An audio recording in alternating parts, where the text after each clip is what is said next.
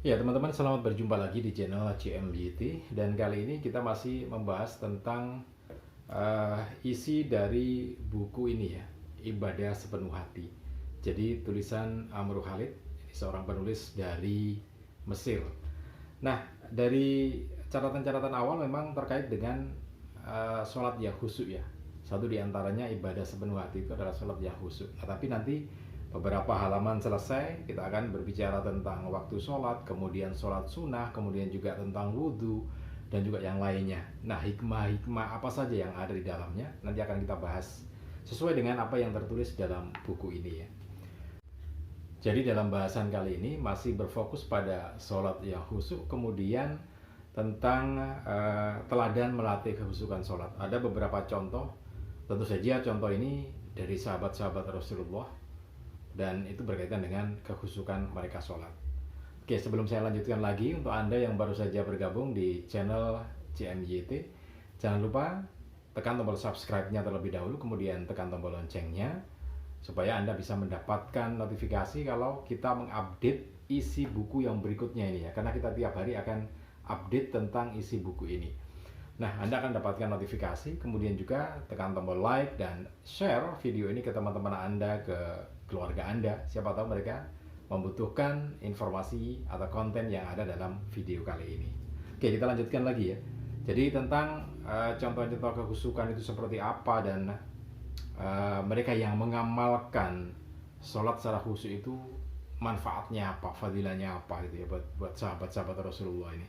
Nah, satu di antaranya Urwah bin Zubair, ini sahabat Rasulullah dan pernah punya riwayat penyakit tumor yang ada di telapak kakinya, sehingga para sahabat kemudian para tabib waktu itu menyatakan bahwa tumor ini tidak bisa disembuhkan dan harus diamputasi telapak kakinya, sehingga ya bagaimanapun juga harus diamputasi gitu ya.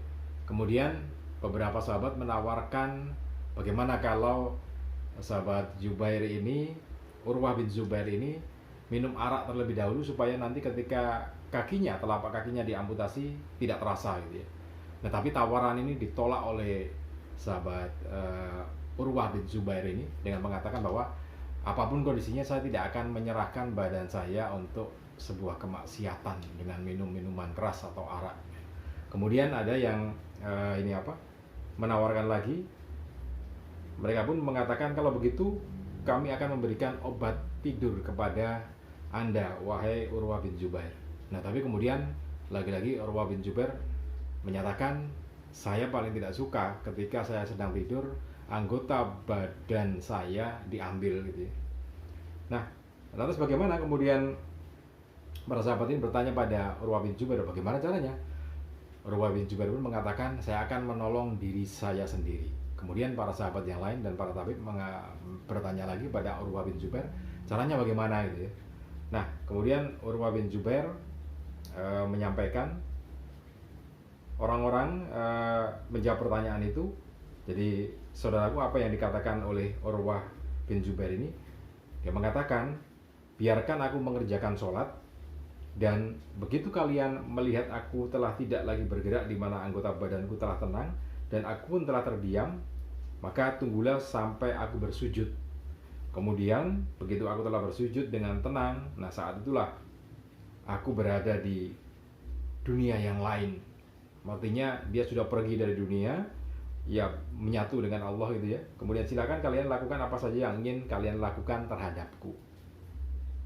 Jadi akhirnya amputasi itu dilakukan dengan cara seperti yang disampaikan oleh sahabat Urwah bin Zubair. Jadi kemudian Urwah bin Zubair ini melakukan sholat.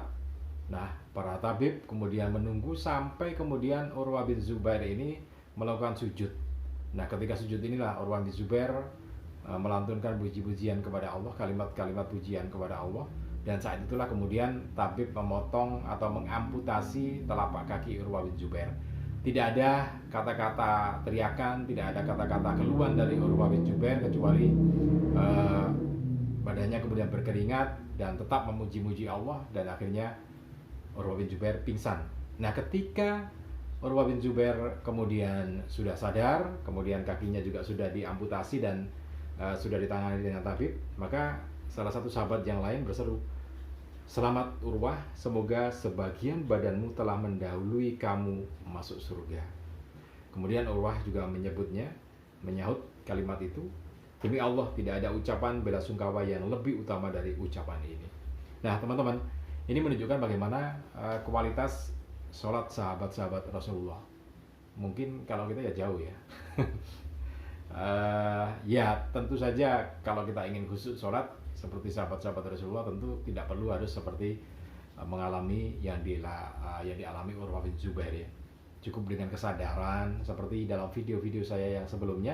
Silakan Anda lihat bagaimana dalam buku ini menyampaikan bagaimana cara memunculkan kekhusyukan dalam sholat itu ya. Nah, teman-teman, ada sahabat-sahabat yang lain juga yang mencontohkan ya bagaimana mereka ini sholat, bagaimana mereka khusyuk dengan sholat mereka itu ya. Satu diantaranya contoh yang lainnya dalam buku ini ya.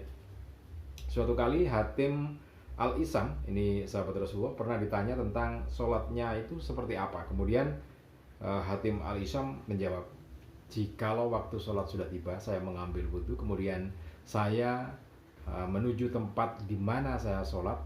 Saya mengkonsentrasikan badan, pikiran, dan hati saya untuk sholat. Kemudian saya melakukan sholat, berdiri, membaca takbir dengan tenang. Kemudian seolah-olah Ka'bah, kiblat ketika sholat itu berada di depan beliau ya. Kemudian dia juga merasakan bahwa neraka ada di kiri beliau, kemudian surga ada di kanan beliau, dan telapak kakinya menginjak Shiratal Mustaqim, sementara yang ada di belakangnya adalah malaikat maut gitu ya.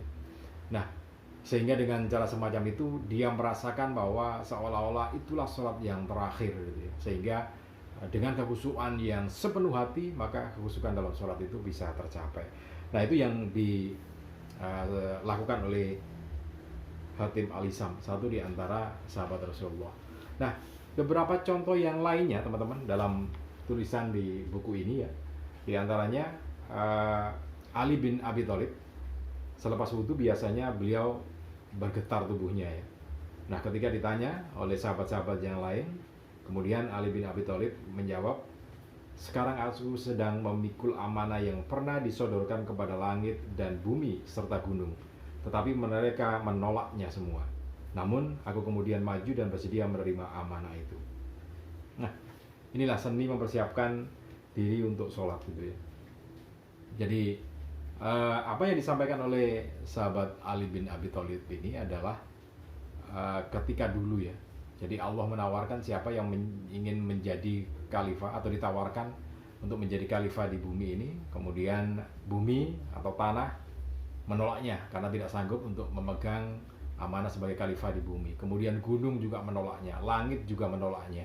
Nah, kemudian ditawarkan kepada manusia dan manusia menerimanya sebagai khalifah di muka bumi ini.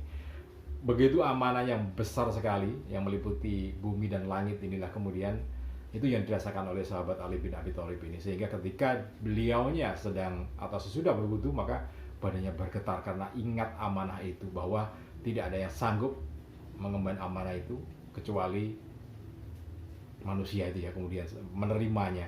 Nah, tapi ada cerita yang lain bahwa ketika meninggal dunia manusia pun menyesal gitu ya, kenapa tidak menolak seperti bumi dan langit dan gunung gitu ya. Nah, itu teman-teman bagaimana sahabat-sahabat Rasulullah melaksanakan atau melakukan persiapan untuk sholat supaya khusyuk gitu ya.